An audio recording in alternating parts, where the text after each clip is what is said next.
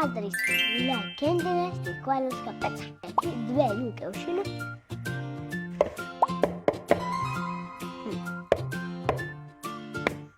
Kietos labai.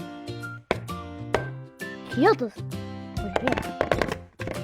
Nu, reikia, jeigu bet ten susvarskyti.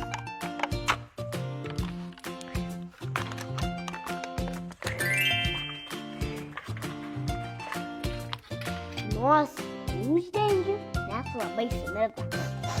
Nepatinka šitą varškę. Šitiek daug baltymų. Va, o dar reikės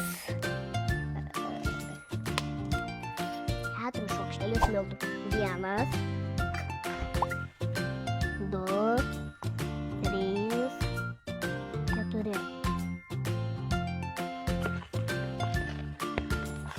Mamulė, viskas. Dabar viską pilsim čia. Žinok, vaikučiai malaručiai. Bus taip skanu. Formuosi sveikuoliškas šviesos padas. Šulis nuodėmės. Daug baltymų.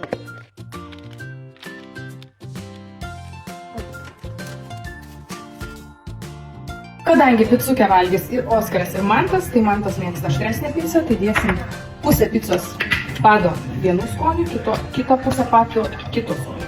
Užtepam šiek tiek kečupo ant šito iškepto pado. Ir dabar barstom visur dešreles. Galima, aišku, bet kokią kitą mes įdėdėt. Pagal jūsų norus ir poreikius. Tada Oskaro mėgstamų ananasų dedam.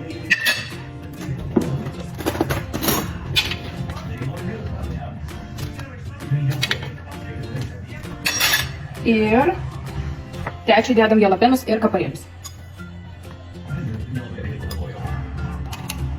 Ir šiek tiek ananasų. Labai nedaug.